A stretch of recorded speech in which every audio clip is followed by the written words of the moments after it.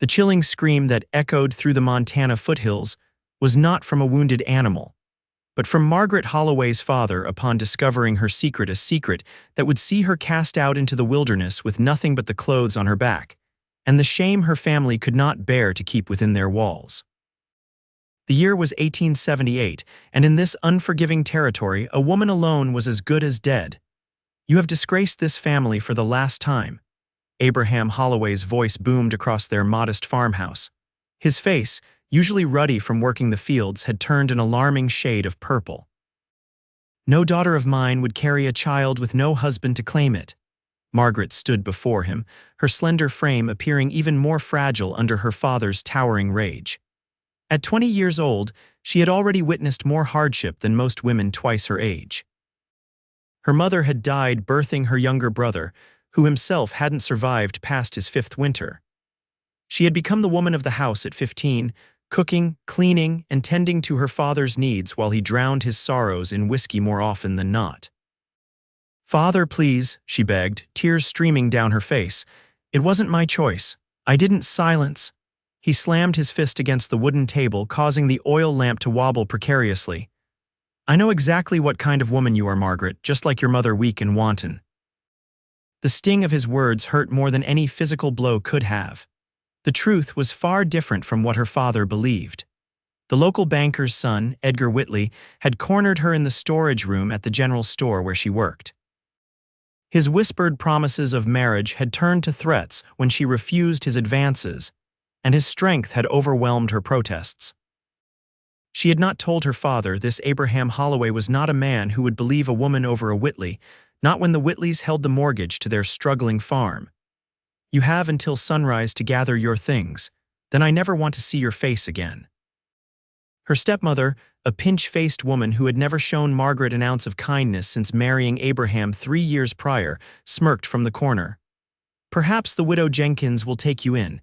She's always had a soft spot for fallen women." Margaret knew better. The widow was bedridden herself, barely surviving on the charity of the church. There would be no sanctuary there. As the first light of dawn broke over the eastern mountains, Margaret stood at the edge of her family's property, a small bundle containing a change of clothes, her mother's tarnished silver locket, and the few coins she'd managed to save from her work at the store. Her father had not even come out to see her off. Only her stepmother had appeared, thrusting a small parcel of food into her hands with a whispered, "This is more than you deserve." Margaret walked without destination, following the winding dirt road that led away from the only home she had ever known. The town of Silver Creek lay 15 miles to the west, but she knew she would find no welcome there. News traveled fast in these parts, and Edgar Whitley would ensure his version of events reached every ear before she could tell her story. The June sun climbed higher, beating down on her uncovered head. Margaret had been walking for hours, her feet blistered inside her worn boots, when she heard the approaching sound of horses. She moved to the side of the road, keeping her eyes lowered as was expected of a proper woman, but there was nothing proper about her situation now. "Miss, are you in need of assistance?" The voice was deep, with an accent that suggested origins far from Montana territory. Margaret reluctantly raised her gaze to meet the speaker's. He sat tall in the saddle of a magnificent chestnut stallion, his broad shoulders silhouetted against the bright sky. Dark hair peeked out from beneath a well-worn Stetson, and a neatly trimmed beard framed a strong jawline. His eyes, a startling shade of blue, assessed her with concern rather than judgment. "I'm quite all right, sir, just traveling." The lie felt bitter on her tongue. The man dismounted with a fluid grace that spoke of a lifetime spent on horseback. As he approached, Margaret took an instinctive step back. "No need for fear, miss. Name's Nathan Galloway. I run the Double G Ranch about 5 miles north of here." He gestured to the 3 men on horseback behind him. "These are my men. We're returning from delivering cattle to the railroad in Helena." Margaret clutched her bundle tighter. "Margaret Holloway, sir." "Holloway?" Nathan's eyebrows rose slightly. "Abraham Holloway's daughter." Margaret felt her heart sink. If he knew her father, then surely he would know or soon discover why she was on this road alone. "Yes, sir."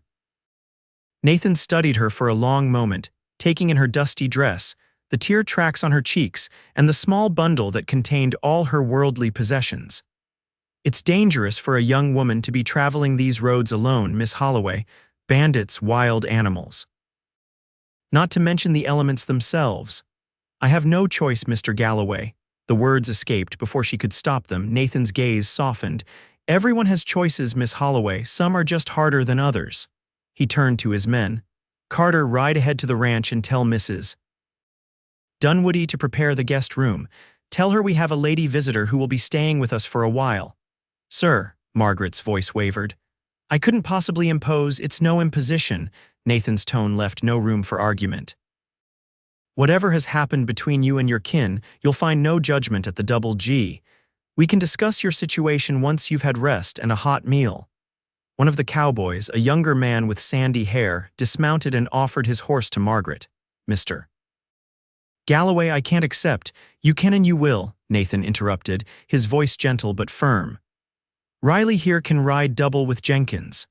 As the young cowboy helped her onto the saddle, Margaret heard Nathan mutter something to his foreman, a grizzled older man with a weathered face. "Ride over to the Holloway place. I want to know what happened." "Nathan, you know how Abraham is when he's in one of his moods," the foreman cautioned. "I don't aim to confront him, just to understand why his daughter is wandering these roads alone. No father in his right mind would send a young woman out unprotected." Margaret pretended not to hear, focusing instead on the unfamiliar sensation of sitting astride a horse. She had only ever ridden in wagons or carriages before. "Just hold the reins loose, miss," Riley advised as he climbed up behind Jenkins. "Sadie there is gentle as a lamb." The journey to the Double G ranch passed in a blur for Margaret. Exhaustion and emotion had drained her completely, and it took all her remaining strength just to stay upright in the saddle. The ranch, when it finally came into view, was larger and more prosperous than she had imagined. A two-story main house built of sturdy timber stood at the center of a complex that included a bunkhouse, stables, and various outbuildings. Fenced pastures stretched as far as the eye could see, dotted with cattle. A stout woman with iron-gray hair pulled back in a severe bun emerged from the main house as they approached. She wiped her hands on her apron and squinted at the approaching party.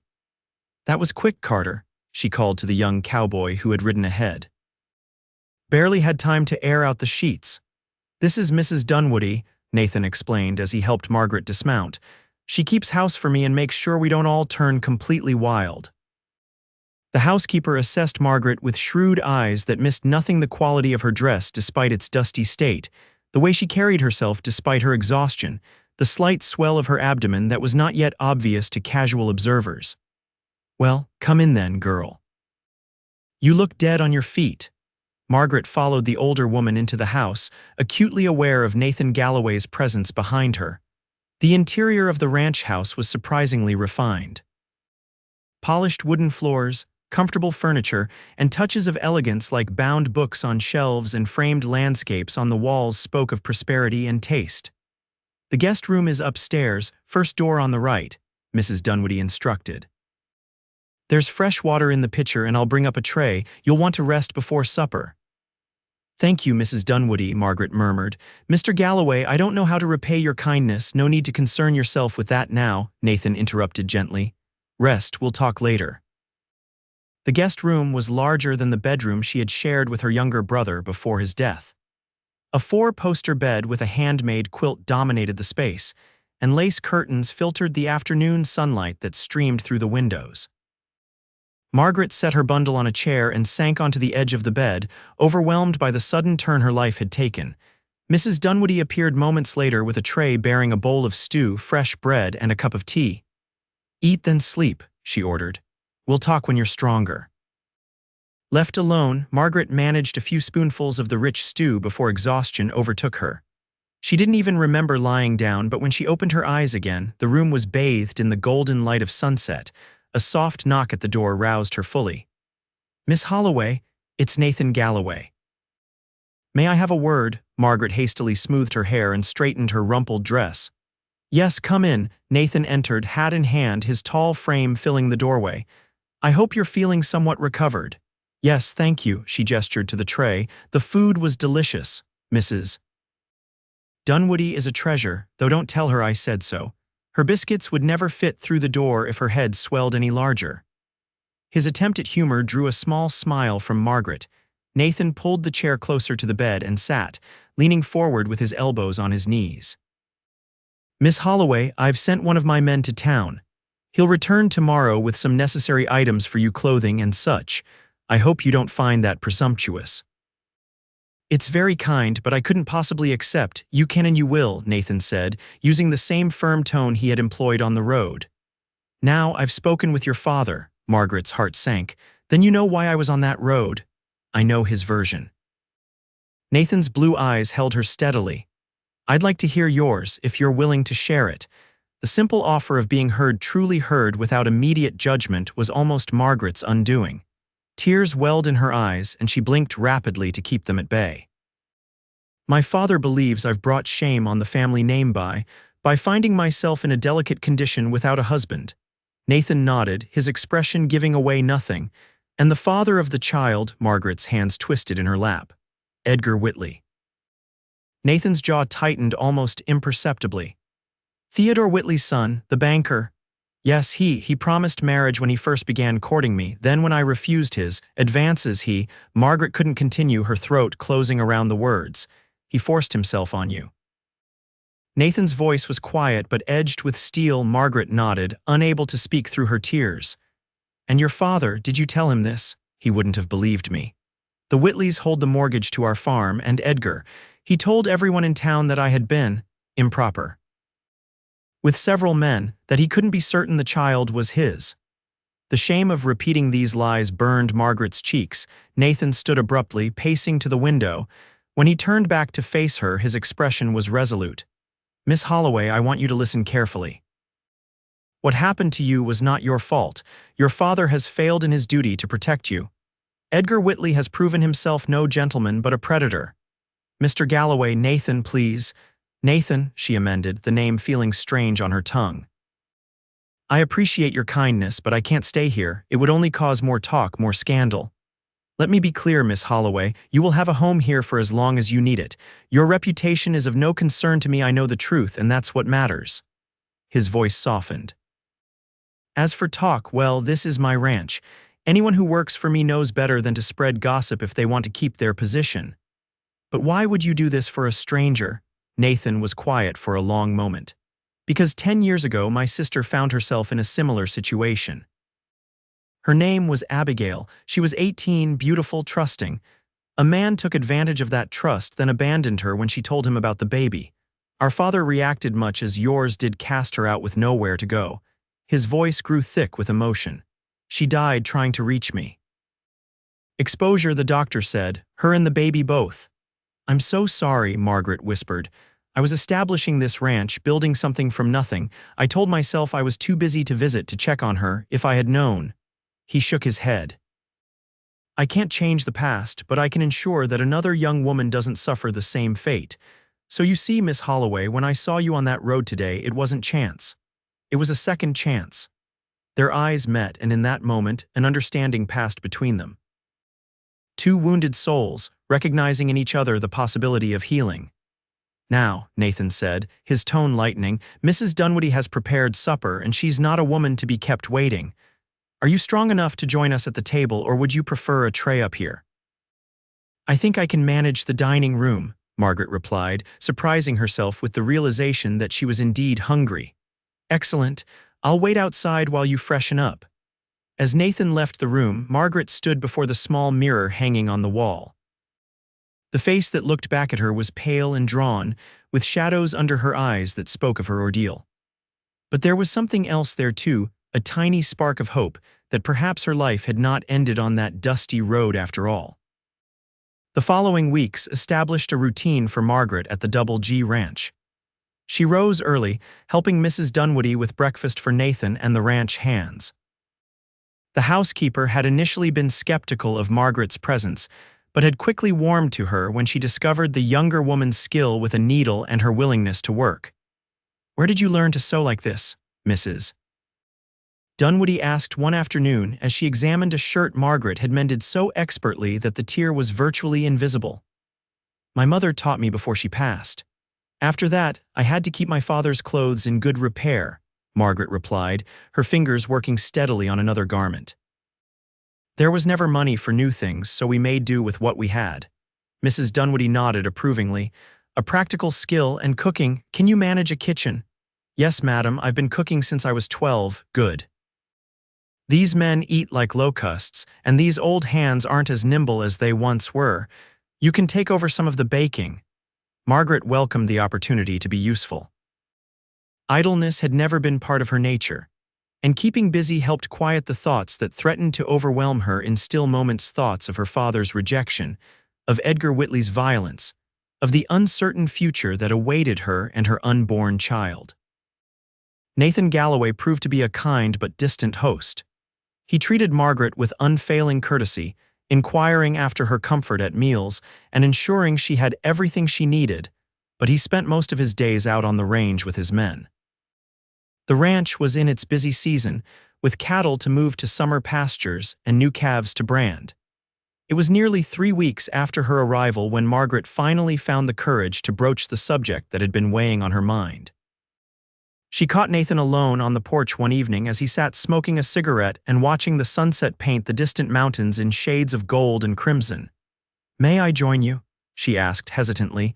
Nathan immediately rose, gesturing to the empty chair beside his. "Of course." Margaret settled into the chair, gathering her thoughts.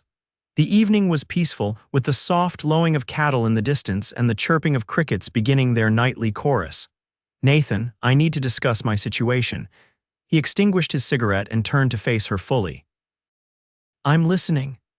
I'm grateful for the sanctuary you've provided, but I can't remain here indefinitely. I need to make plans for my future and my child's future." Nathan's expression remained carefully neutral. "What kind of plans did you have in mind?" "I thought perhaps I could find work in one of the larger towns, Helena or Bozeman, as a seamstress or a cook, something that would allow me to support myself and my baby." Even as she said the words, Margaret knew how unlikely such a scenario was. An unmarried mother would find few respectable positions open to her, and how would you explain your situation? "Your lack of a husband," Margaret twisted her hands in her lap. "I could claim to be a widow. A story that would require constant vigilance to maintain. One slip, one inconsistency, and you'd find yourself in worse circumstances than before." Nathan's voice was gentle but uncompromising. "The West is changing, Margaret, but not quickly enough for a woman in your position to find easy acceptance." "Then what would you suggest?" A hint of frustration crept into her voice. "I cannot impose on your charity forever." "It's not charity," Nathan corrected her. "You've more than earned your keep here. Mrs. Dunwoody tells me she hasn't had the kitchen running this smoothly in years." Margaret felt a small glow of pride at the compliment but remained focused on her purpose. "Nevertheless, when the baby comes, I have a proposition for you," Nathan interrupted. He paused, seeming to weigh his words carefully before continuing. "A business arrangement, if you will." "What kind of arrangement?" "Marriage." The word hung in the air between them, unexpected and momentous. Margaret stared at him, certain she had misheard. "Marriage?" she echoed faintly. Nathan nodded, his expression serious.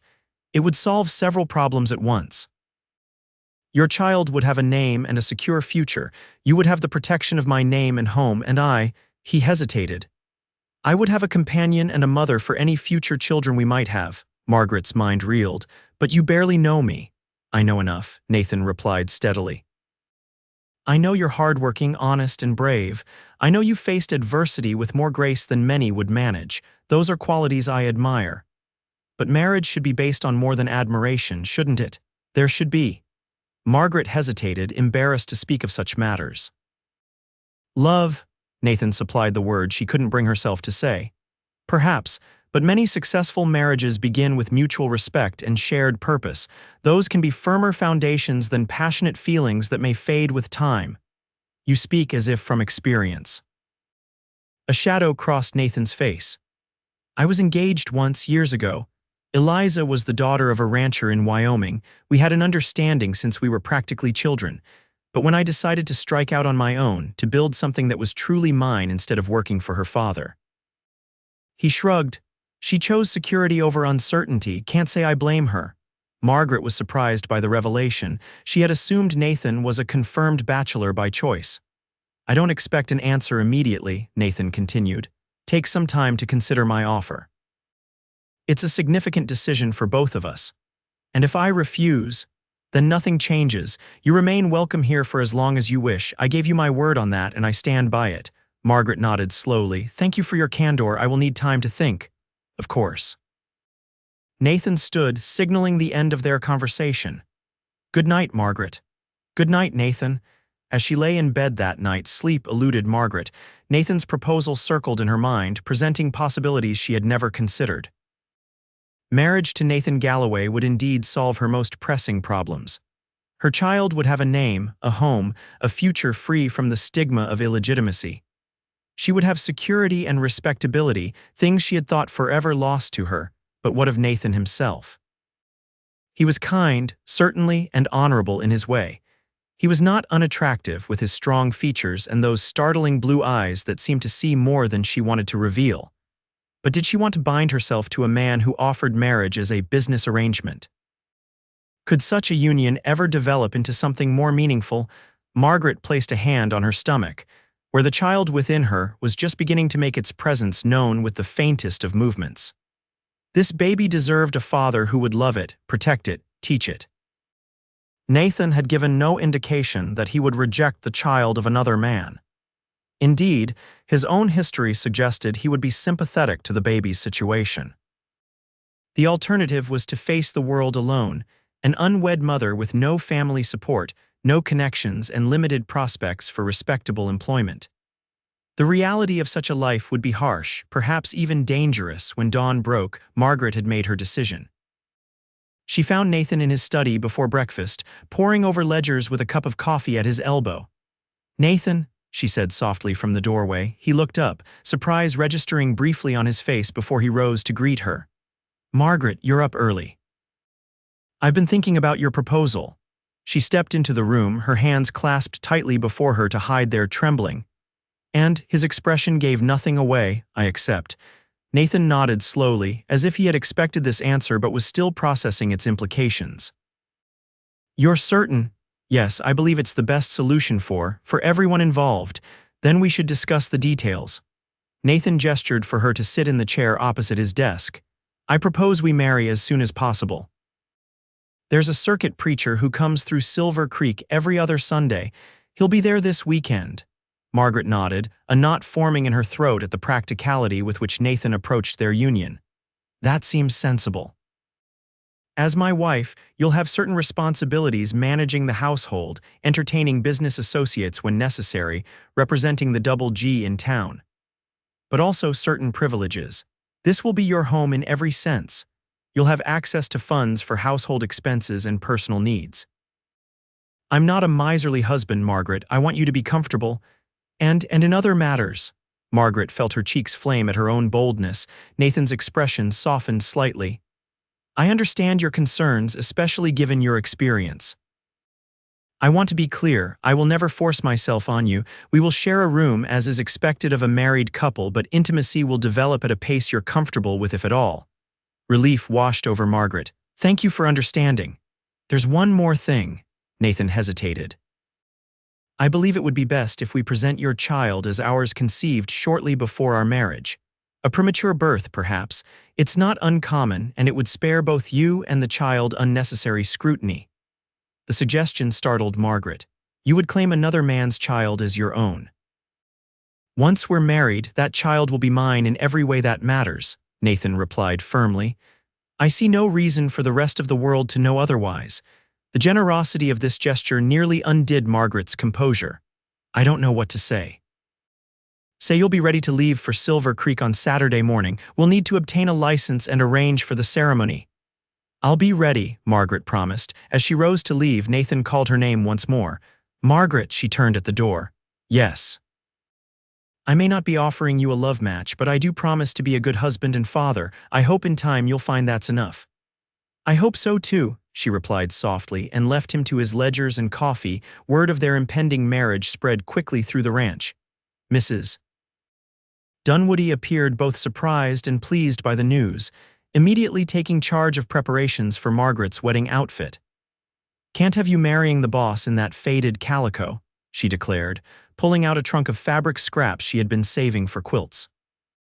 "There's enough of this blue silk to make a proper bodice, and we can use the cream wool for a skirt.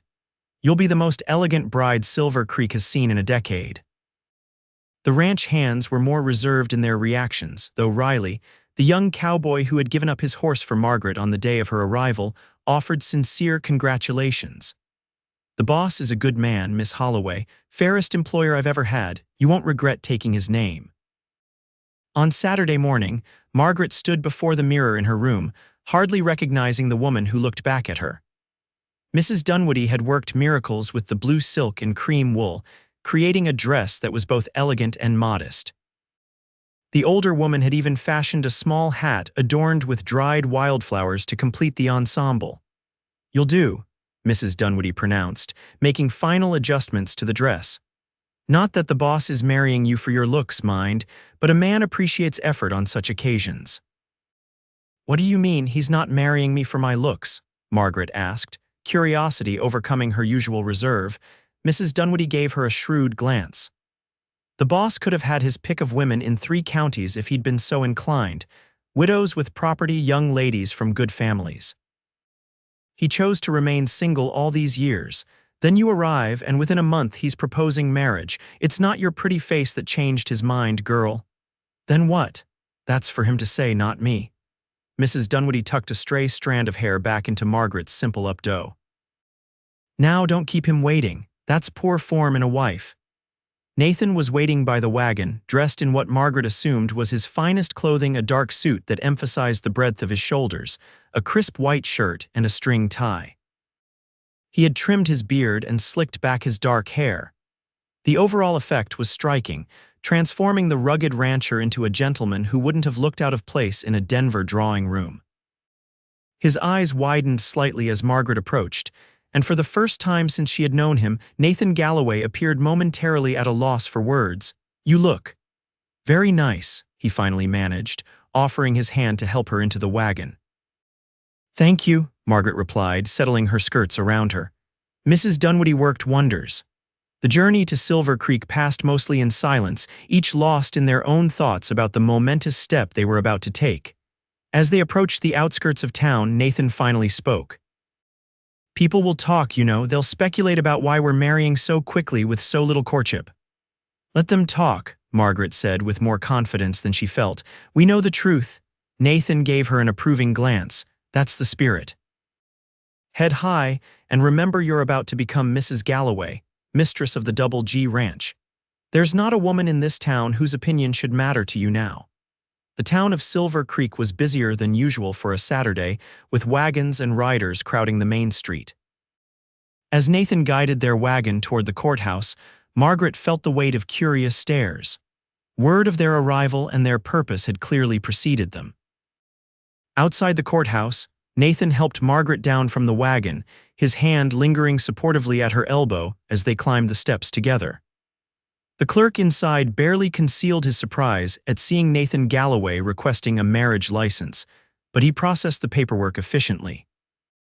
"The preacher's over at the hotel dining room having his midday meal," the clerk informed them as he handed Nathan the license. "Said he'd be available for ceremonies after 2 o'clock. "Thank you," Nathan replied, tucking the document inside his jacket. "We'll find him there." As they stepped back into the sunshine, a familiar voice called out from across the street. "Well, if it isn't the high and mighty Nathan Galloway," Margaret felt Nathan tense beside her. Approaching them with a swagger was Theodore Whitley, the banker, with his son Edgar close behind. Margaret's heart began to race, and she instinctively moved closer to Nathan. "Whitley," Nathan acknowledged coolly. "We're in a hurry, so if you'll excuse us, not so fast," Theodore interrupted, his gaze shifting to Margaret. Recognition dawned in his eyes. "Well now, this is interesting.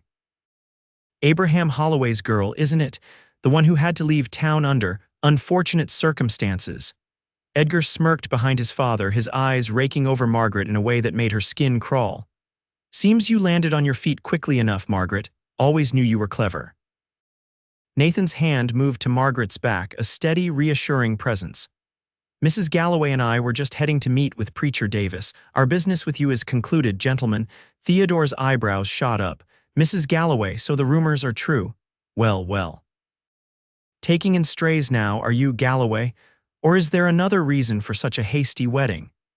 His gaze dropped meaningfully to Margaret's midsection, where her condition was still not obviously visible under the careful design of her dress.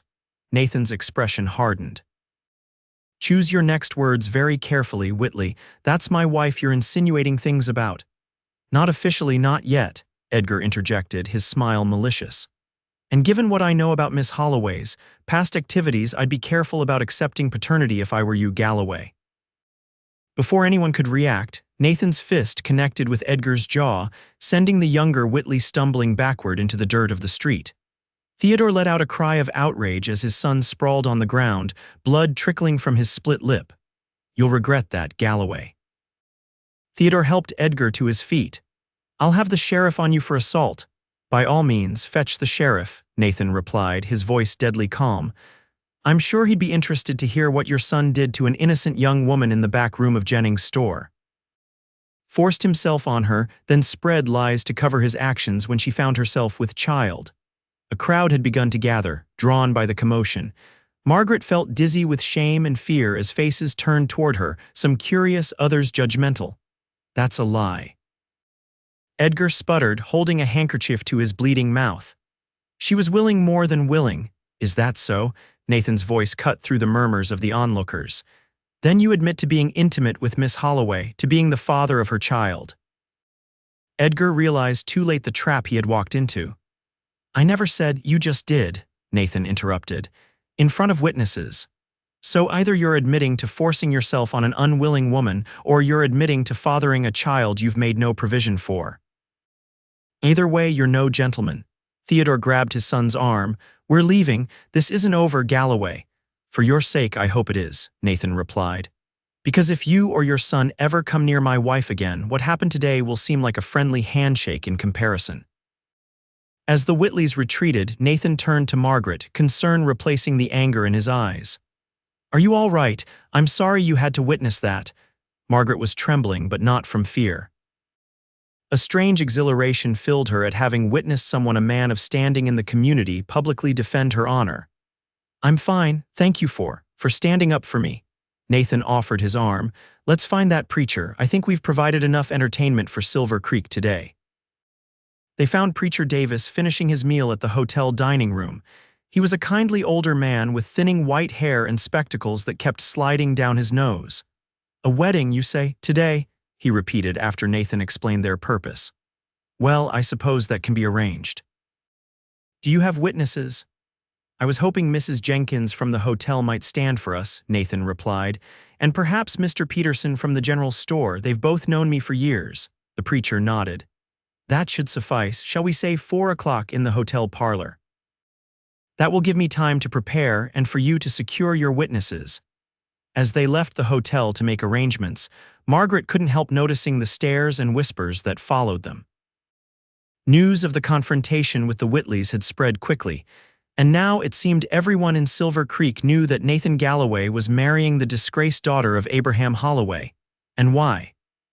"Perhaps we should postpone," Margaret suggested quietly as they walked toward the general store.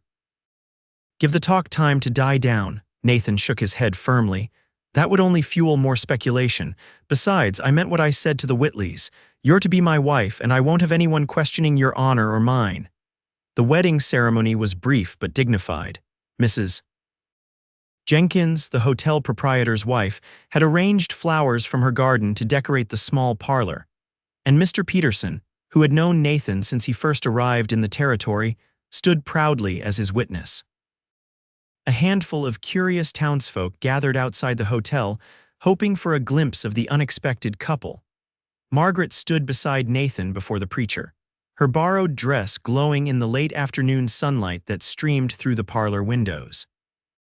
As she repeated the vows to love, honor, and obey, she wondered if she was promising more than she could deliver. Could she truly love this man who had offered her sanctuary and respectability, but who remained in many ways a stranger? When the preacher pronounced them husband and wife, Nathan leaned down and placed a gentle, chaste kiss on her lips there first. His beard tickled her skin, and his lips were unexpectedly soft. The moment was over almost before it began, but it left Margaret with a curious fluttering sensation in her chest. "Congratulations, Mrs. Galloway," Nathan murmured as he drew back, his blue eyes meeting hers with an expression she couldn't quite interpret. "Thank you." "Husband," Margaret replied, testing the word and finding it strange but not unpleasant on her tongue. Their wedding supper was a simple affair at the hotel dining room, with Mrs. Jenkins insisting on providing a small cake to mark the occasion. By the time they prepared to leave for the ranch, dusk was falling over Silver Creek, painting the mountains in deep purple shadows. "We should stay the night," Nathan suggested as he helped Margaret into the wagon. "It's getting dark and the road can be treacherous after sunset."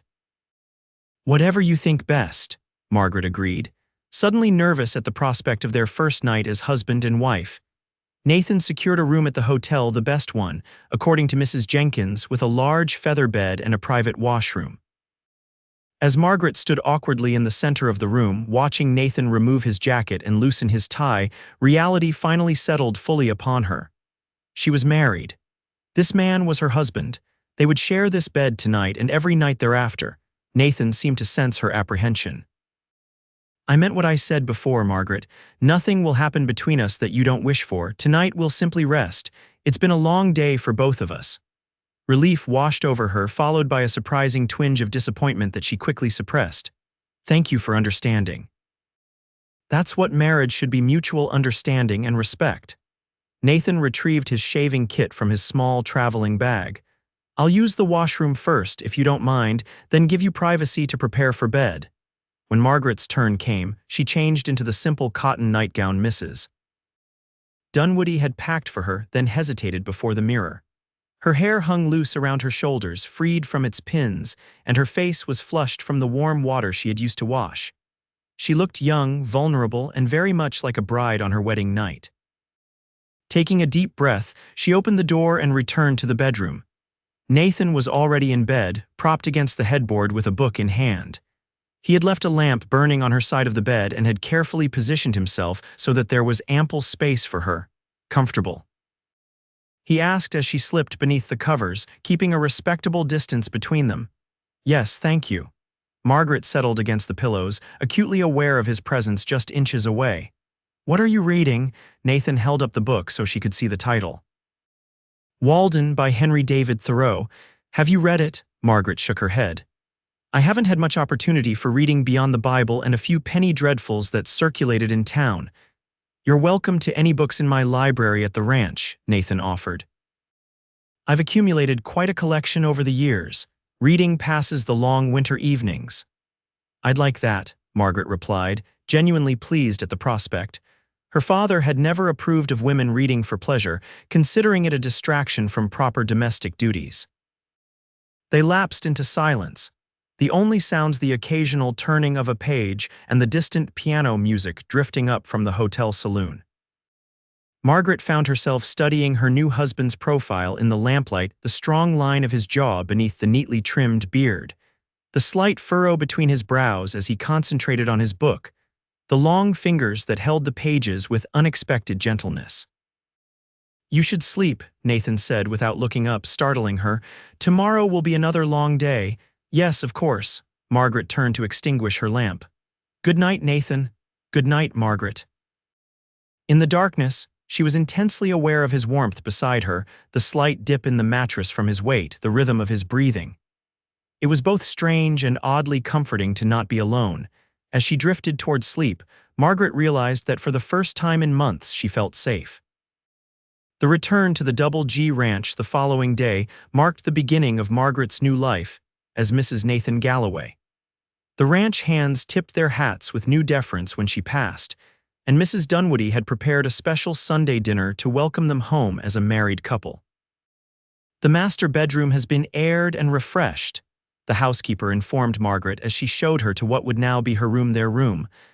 "I've moved your things in already." The master bedroom occupied the corner of the upper floor, with windows on two sides offering views of both the ranch yard and the distant mountains. A massive four-poster bed dominated the space, flanked by matching bedside tables with oil lamps. A handsome wardrobe and dresser stood against one wall, while a small sitting area with 2 comfortable chairs had been arranged near the fireplace. "It's lovely," Margaret murmured, running her hand over the patchwork quilt that covered the bed. The quilt was made by the boss's mother, Mrs. Dunwoody explained. "One of the few things he brought with him from back east. I didn't realize Nathan wasn't from the territory. Pennsylvania originally, I believe. Came west as a young man, worked on ranches in Wyoming and Colorado before settling here and building the Double G from nothing." Mrs. Dunwoody opened the wardrobe to show Margaret where she had hung her dresses. "He doesn't speak much of his past, not a man to dwell on what's behind him." The information added another layer to Margaret's understanding of her new husband. She found herself curious to know more about the man whose name she now shared, whose child she would raise alongside her own. That evening, after supper, Nathan invited Margaret to join him in his study. It was a comfortable room lined with bookshelves, just as he had promised, with a large desk near the window and a leather sofa facing the fireplace. "I wanted to discuss some practical matters," Nathan explained as he poured them each a small glass of sherry. "As my wife, you should be familiar with the ranch's operations and finances." For the next hour, Nathan outlined the scope of the Double G Ranch: 5,000 acres, 300 head of cattle, 15 permanent ranch hands with additional seasonal workers during roundup and branding. He showed her the ledgers where income and expenses were meticulously recorded, explained the banking arrangements in Silver Creek and Helena, and made it clear that, as his wife, she had authority to make household purchasing decisions without consulting him. "I'll have papers drawn up adding your name to the accounts," he concluded. "In case anything should happen to me, you and the children would be provided for." The casual inclusion of her unborn child in his plans touched Margaret deeply. "Thank you for being so thorough."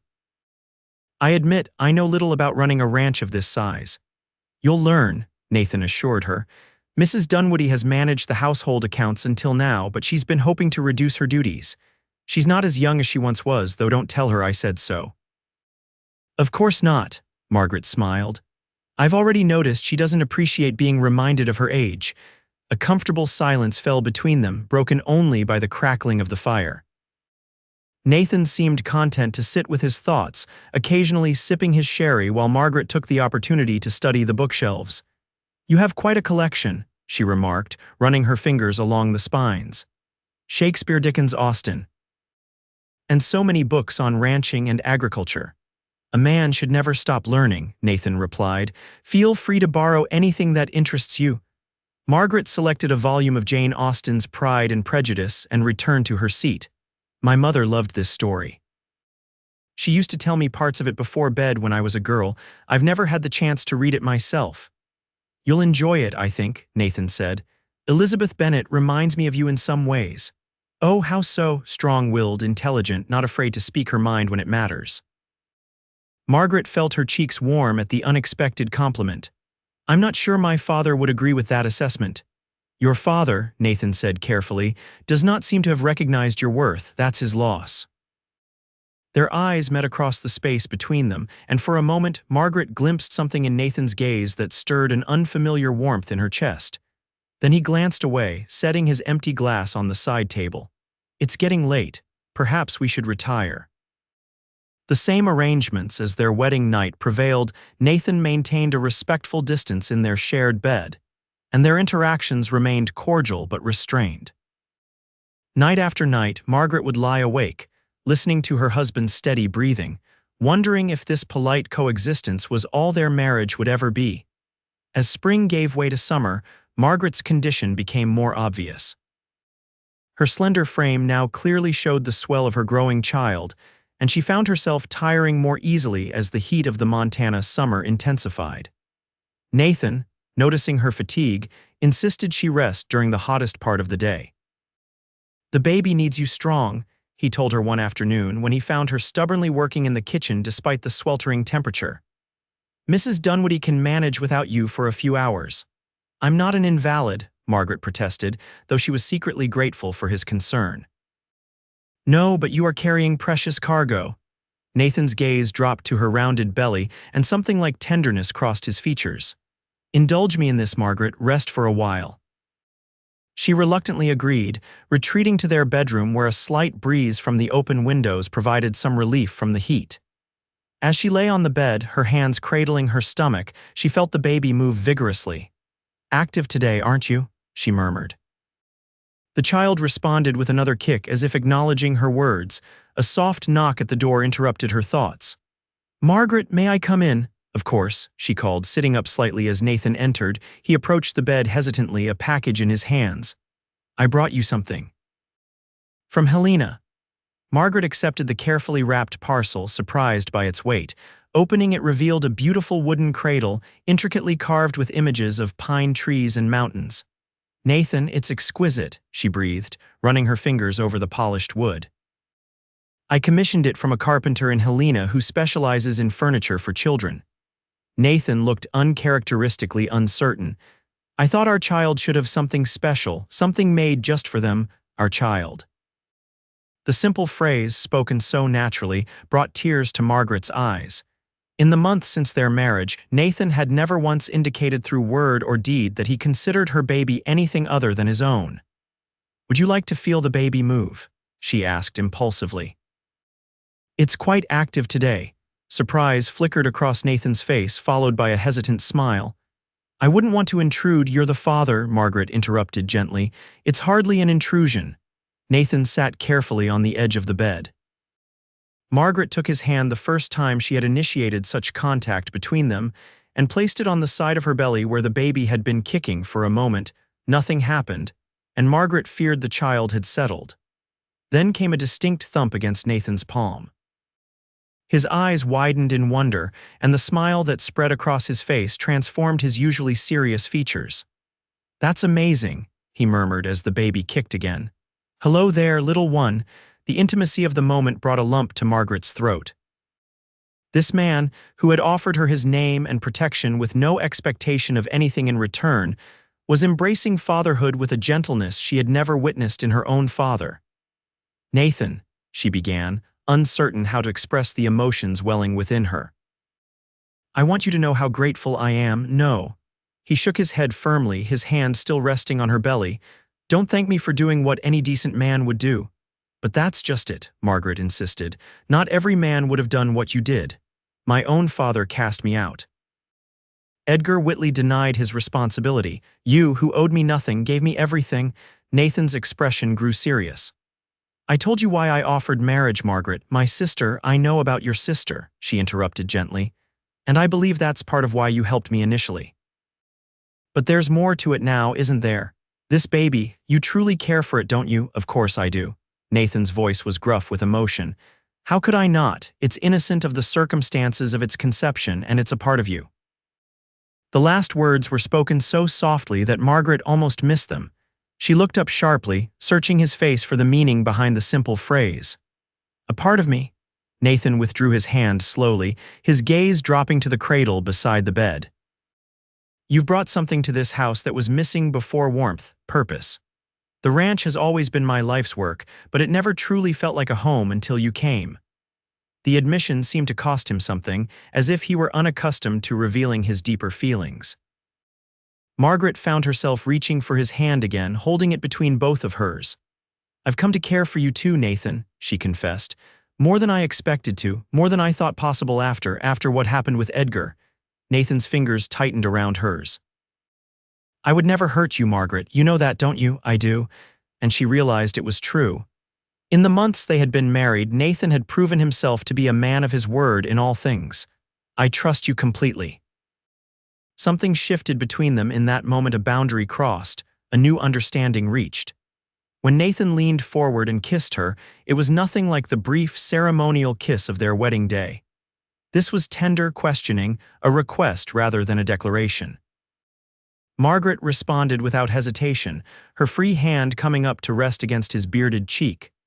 The kiss deepened, and with it came a flood of sensations she had never experienced before: a pleasant warmth spreading through her body, a quickening of her pulse, a yearning for closer contact.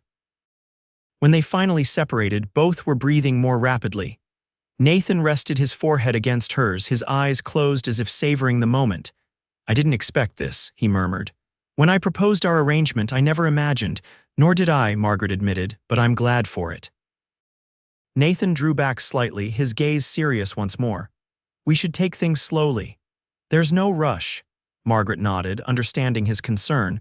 Her previous experience with intimacy had been violent and traumatic. Nathan was giving her time to heal, to learn that physical closeness could be gentle and consensual. Thank you for understanding, she said softly. Nathan pressed a kiss to her forehead before rising. Rest now. I'll have Mrs. Dunwoody bring you some cool lemonade. As he reached the door, Margaret called after him. Nathan, he turned, eyebrows raised in question. I'm glad I married you. The smile that lit his face was answer enough. The weeks that followed saw a gradual but significant change in their relationship. Nathan began to court his own wife, bringing her wildflowers from the range, reading aloud to her in the evenings by the fire, finding reasons to touch her hand or brush a strand of hair from her face. Their goodnight kisses grew longer, more passionate, though Nathan always maintained the respectful distance between them in bed, never pushing for more than Margaret was ready to give. As summer began to wane and the first hints of autumn touched the higher elevations, Margaret found herself falling in love with her husband, not with gratitude for his rescue, but with genuine admiration for the man he was. His fairness with the ranch hands, his quiet strength, his unexpected moments of tenderness all combined to create a portrait of a man worth loving. The baby was due in late September, and as the date approached, Nathan arranged for a doctor from Helena to stay at the ranch for the birth. Dr. Wilson was a kindly older gentleman with gray whiskers and wire-rimmed spectacles who had delivered hundreds of babies throughout the territory.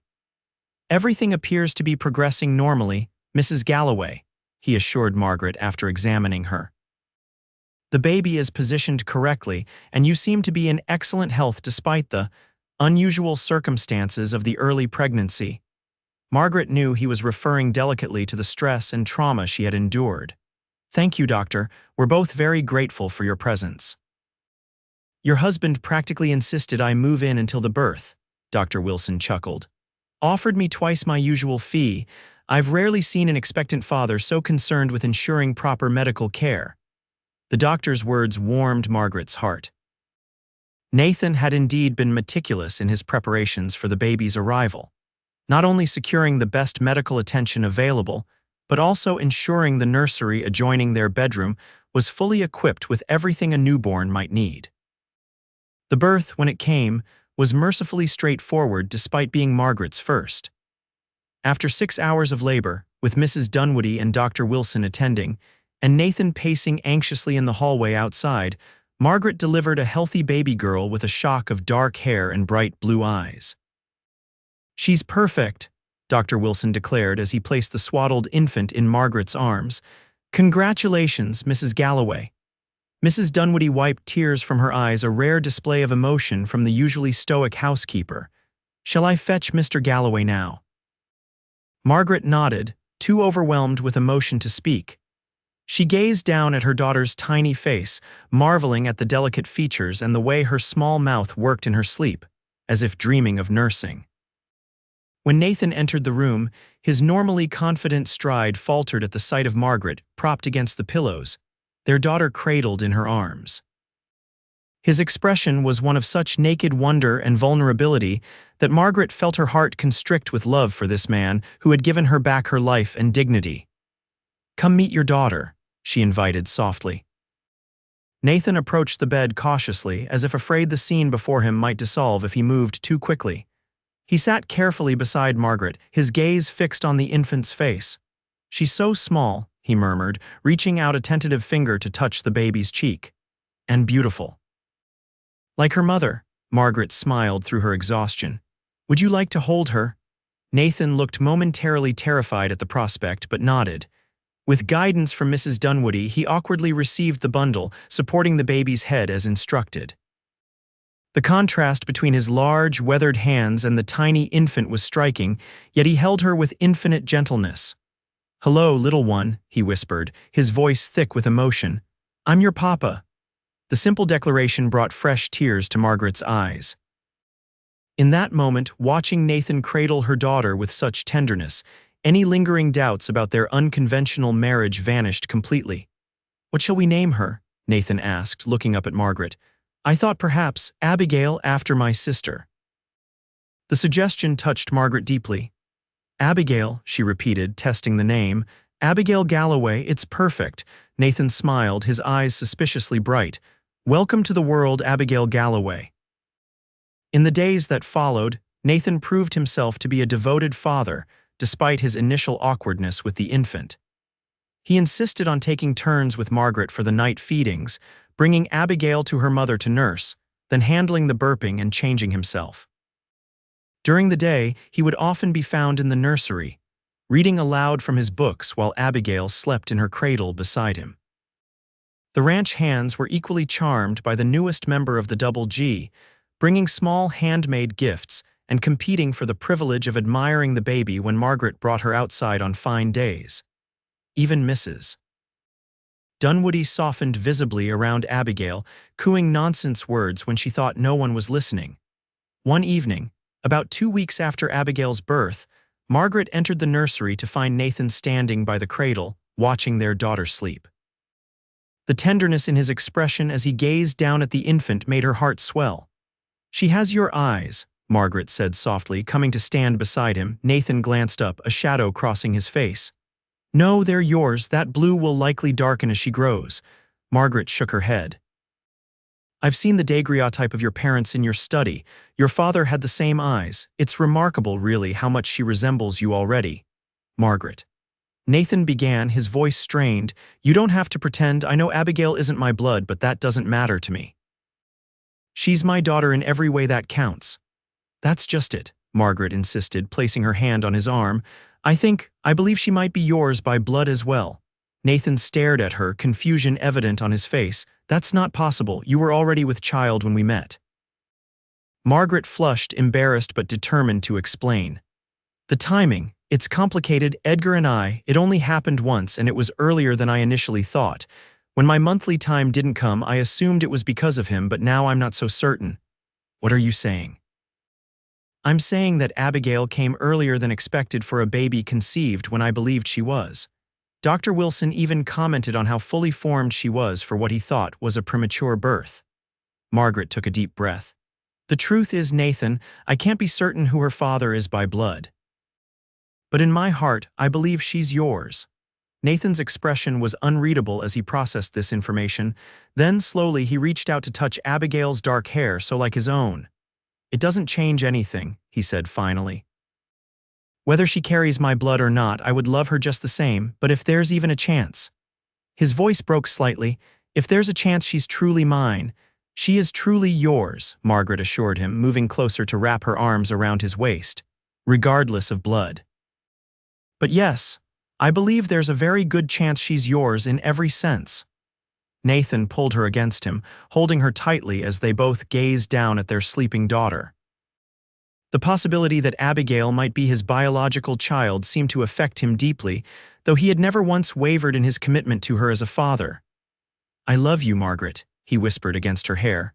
"Both of you, more than I ever thought possible." "And we love you," Margaret replied, turning her face up to his. "You've given us so much more than a name and a home. You've given us a family." When their lips met, it was with a new sense of completion, of rightness.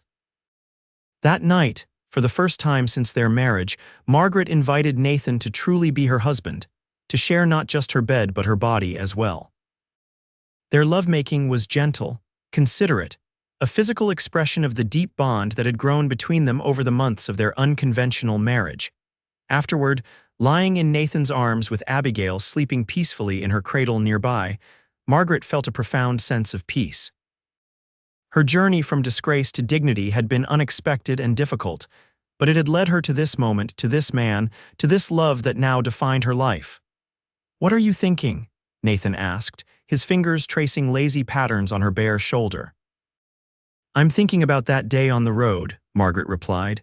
"How close I came to walking past instead of stopping to help you." Nathan smiled, pressing a kiss to her temple.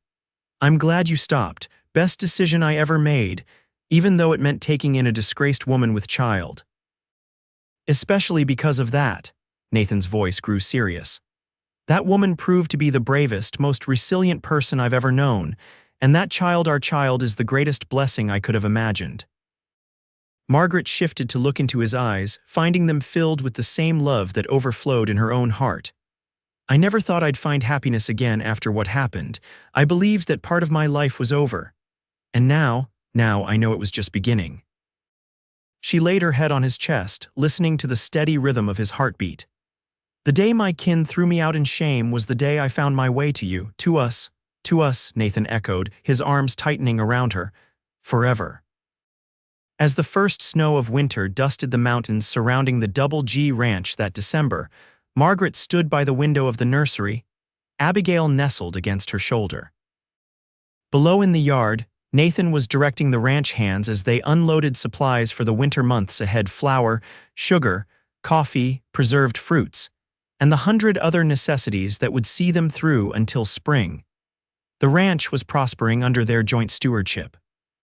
Margaret had proven herself not just a capable mistress of the household, but a shrewd businesswoman as well, suggesting improvements to the accounting systems and identifying opportunities to increase profits through selective breeding of their stock.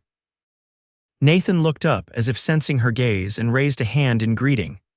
Margaret lifted Abigail's small arm to wave back, eliciting a smile from her husband that was visible even at this distance.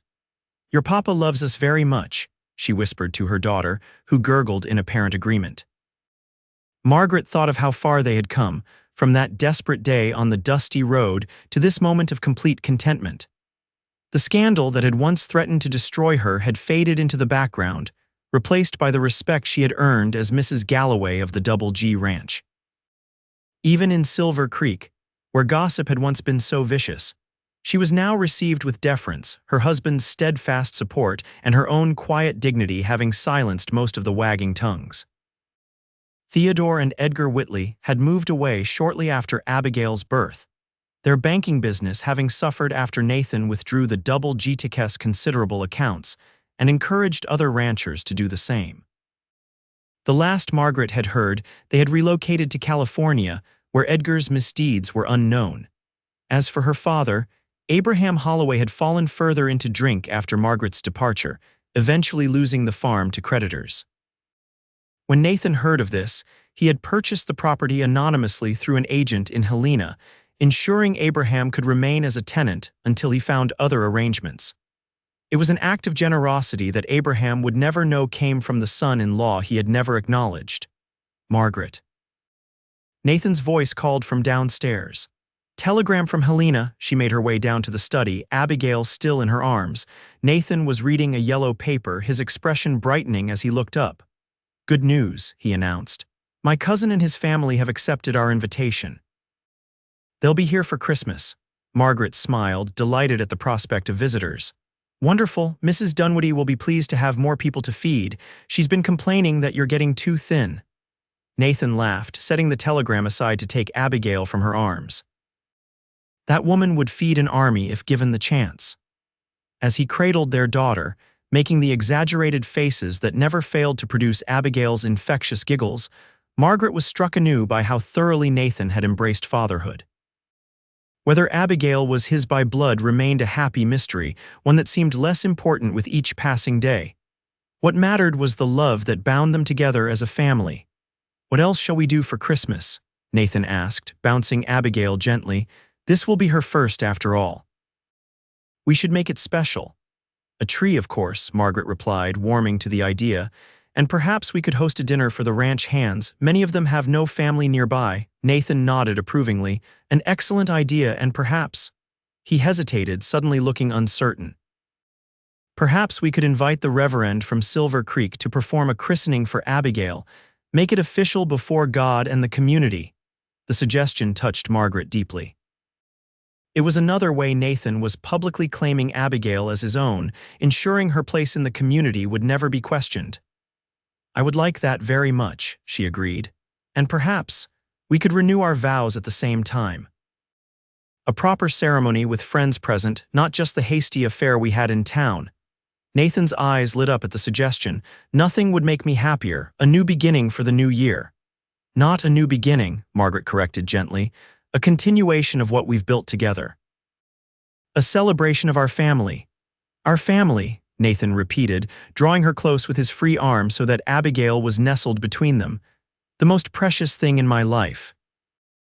As the snow fell softly outside, blanketing the Double G Ranch in pristine white, Margaret Galloway stood in the embrace of her husband, their daughter secure between them, and gave thanks for the journey that had brought her here from shame to honor, from despair to joy, from loneliness to love.